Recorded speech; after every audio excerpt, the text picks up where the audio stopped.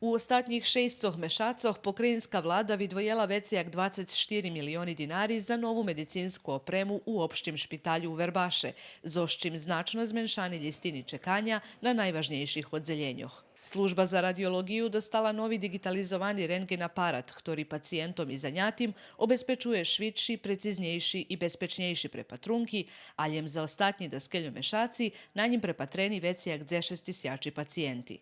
Z novim aparatom za ultrazvučne prepatranje šerca unapredzeni zdravstveni usluhi u internistični ambulanti, a novu opremu dostala i operacijna sala za traumatologiju i ortopediju. Opšti špitalj u Verbaše i u najhodzacim periodze občekuje ukladanje do sučasne medicinske opremi, za ktoru pokrajinski sekretarijet za zdravstvo už opredzeljel 51 milion dinari. Z ostih sredstvoh po konjec roka obezpečiše laparoskopska oprema, sučasni stol za urologini operaciji, a najvekša čast sredstvoh budze vidvojena za novi CT aparat za sprovadzacu opremu.